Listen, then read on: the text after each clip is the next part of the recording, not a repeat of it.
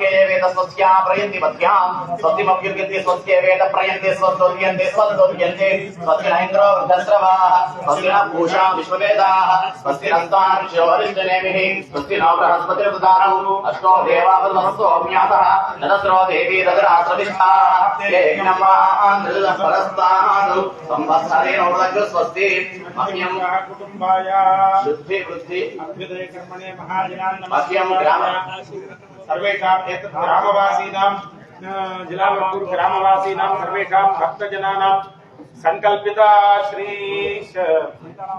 शीतलांबा परदेवता स्थिर प्रतिष्ठापनाख्ये कर्मणि शुद्धि कर्मणे वृद्धि कर्मणे अभ्युदय कर्मणे महाजनान् नमस्कुर्वाणाय आदे रुद्रम् अपेक्षमाणाय आयुष्मते स्वस्ति भवन्तो भवन्तु आयुष्मते स्वस्ति भवन्तो भवन्तु स्वस्ति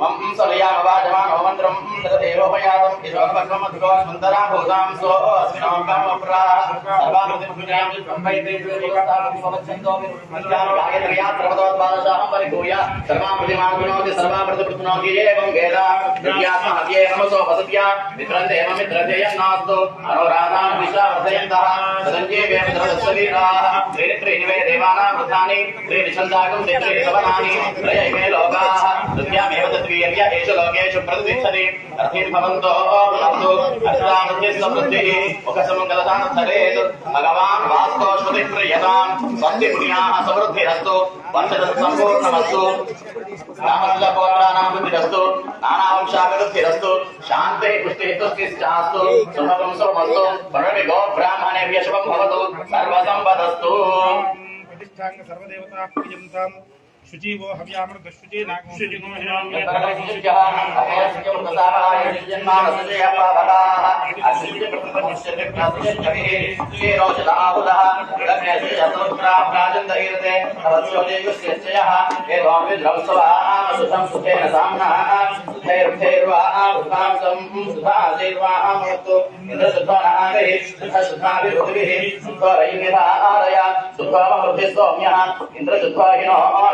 सुरत्राणि दातुसे सुरभद्राणि जिघ्नसे सुरवाजं साधसे ब्राह्मणे सुरदुःखं पवित्रेण आत्मानं प्रदे सदा तेन सहस्रधारेण आमान्यपुनन्तुमा राजावत्यं पवित्रं सुदाव्यामगं हिरण्मयं तेन ब्रह्मविदो वयं भूतं ब्रह्म पुनीमहे इन्द्रस्य नीतिः सहमा पुनातु सोमस्वस्यावरणसमीक्ष्या नो राजा प्रवृणाभिर्पुनातुमा जातवेदामोर्जयन्त्या पुनातु काश्यानुज देवार्पिजो मार्जयन्तां दक्षिणाया दिशमासा पितरो मार्जयन्ताम् अपोपस्पृश्या प्रदेश्या दिशा पशवो मार्जयन्तां उदीक्ष्या दिश्या भवशदयो वनस्पतयो मार्जयन्ताम् ऊर्ध्वाया यज्ञः संवत्सरो यज्ञवतिर्मार्जयन्ताम् एतेभ्यो यो नानागोत्रेभ्यो नानानामभ्यः श्रीलक्ष्मीनारायण उमामहेश्वरादित्यादिनवग्रहस्वरूपेभ्यः श्रीलक्ष्मीनारायण प्रीत्यर्थं स्वस्ति पुण्याः वाचन मन्त्रदक्षिणामनुतोत्साहपरिमितहिरण्यं तुभ्यमहं सम्प्रददे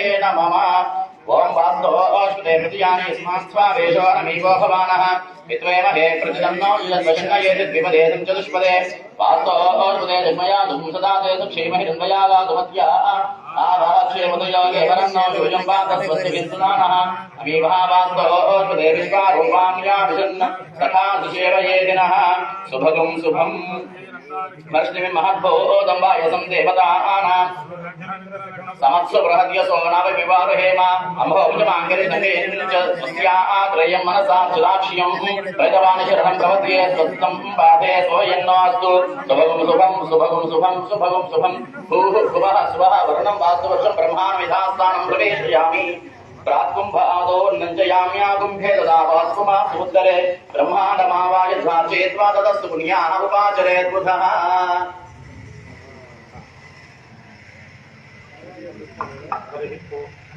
ఇప్పటి వరకు పుణ్యాహవాచనం అనేటువంటిది జరిగింది.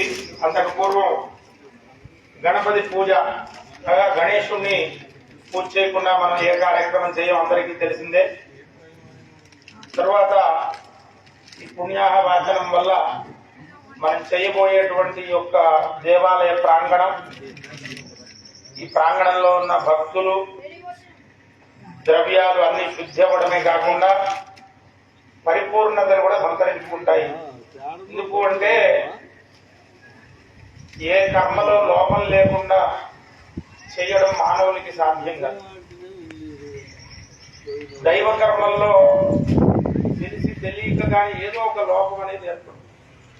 అటువంటి లోపాలన్నీ కూడా పోయి పరిపూర్ణత రావాలి అంటే దానికి ఋషి ఏం చెప్పారు? బ్రాహ్మణ వాక్యంతో పరిపూర్ణత వస్తుంది.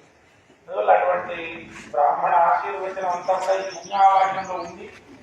ఆ పరిపూర్ణతని మీకు అందరికీ కూడా కార్యక్రమం ఎటువంటి లోపం లేకుండా యథోక్తంగా జరిగిన ఫలాన్ని అనుగ్రహించాలని ఆశీర్వదించారు పండితులు. తరువాత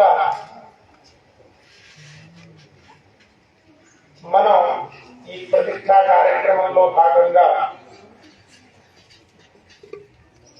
యాగశాల సంస్కారానికి ముందు దీక్షాధారణ ఉంటుంది. ఈ అందరూ వచ్చిన ఋత్విక్కులందరూ కూడా వేదవిధులు చక్కగా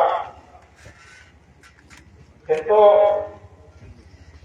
స్థిరమైనటువంటి పరిశ్రమతో వేదాన్ని తపస్సులాగా చదువుకున్నటువంటి మహనీయులు బ్రాహ్మణులు గురువు గారు వచ్చారు. మాకు కూడా చెప్పినటువంటి వారు మన గురువు గారు. వారు ఎంతో ఇబ్బంది ఉండేటువంటి పరిస్థితుల్లో కూడా మన అయ్యగారు చెప్పడంతో భద్రయ్య గారి మాట కాదనకుండా వచ్చారు. ఎంతో శ్రేష్టమైనటువంటి విధానంలో వేద పారాయణలు కానీ తర్వాత జరిగేటువంటి పూజలన్నీ కూడా విధి విధానంగా శాస్త్రోక్తంగా బాగా జరుగుతాయి. అందువల్ల ఈ దీక్షాధారణ అయిన తర్వాత ఒక అగ్నిమథనం అనేటువంటి ఈ కార్యక్రమం ఉంటుంది. అంటే మనం ఈ 3 రోజులు కూడా ఎప్పుడు లాగా అగ్గిపెట్టుతో చేసినటువంటి అగ్నిహోత్రం కాకుండా ఋషులు ఎట్లయితే మనం ఒక మేడి చెక్కని రావి చెక్కని మదించి ఆ చెక్కలోంచి అగ్నిహోత్రాన్ని తీస్తారన్నమాట. అశ్వత్థ వృక్షం అంటాం. అంటే ఏంటి అంటే సంస్కృతంలో స్థ అంటే ఉండడం. అశ్వత్థ అగ్నిహోత్రుడు చాలా కాలం ఒక వృక్షంలో ఉన్నట్ట. ఎట్లా ఉన్నాడు అంటే ఒక గుర్రం రూపాన్ని ధరించి ఉన్నాడు. అందువల్ల దానికి అశ్వత్థ వృక్షం అని పేరు. అటువంటి ఆ రావి చెట్టులో అది కూడా జమ్మి చెట్టు గర్భంలో నుంచి పుడుతుంది ఆ రావి చెట్టు. అటువంటిది శ్రేష్టమైనటువంటి ఆ రావి చెట్టులో తీసిన చెక్క. దాన్ని మదించినట్లయితే ఆ అగ్నిహోత్రుడికి సంబంధించిన మంత్రాలన్నీ పఠిస్తూ ఆ అగ్నిని మదించి అగ్నిహోత్రం తీసి మరి ఈ యొక్క 3 రోజులు ఎటువంటి దుష్ట శక్తులు కూడా ఈ దగ్గరికి రాకుండా ఉండేటువంటి మంత్రాలన్నీ చదువుతూ దానికి సంబంధించిన ద్రవ్యాలు ఉంటాయని అనుకోండి. అవన్నీ కూడా చల్లుకుంటూ వెళ్తాం లోపల యాగశాల చుట్టూ ప్రదక్షిణ చేసి ఈ ప్రాంగణంలోకి కూడా ఎటువంటి దుష్ట శక్తులు రాకుండా అవన్నీ కూడా చేసుకుని మనం యాగశాల లోపలికి ప్రవేశం చేసి అగ్నిహోత్రాన్ని ప్రతిష్ఠ చేస్తాం. తదుపరి కార్యక్రమంలో మీరందరూ కూడా మేము దీక్షావస్త్రాలు ధరిస్తాము. మీరు కంకణ బద్దులై అంటే ఈ యొక్క కార్యక్రమానికి మేము కట్టుబడి ఉండి మా జంతులు మేము అందరం కూడా చేస్తామనే ఉద్దేశంతో మీరందరూ కూడా అటువంటి కంకణం ధరించి శ్రద్ధతో పాల్గొనాలని మరీ తెలియజేస్తున్నాం. మీ అందరికీ కూడా ఈ కంకణాలు అభిమంత్రించిన తర్వాత అందరికీ అందజేస్తాము. మీకు అందరికీ చేతికి బంధనం చేస్తాము. అందరూ ఈ కార్యక్రమాలన్నింటినీ కూడా జయప్రదం చేయవలసింది. నమః పార్వతీ ఓం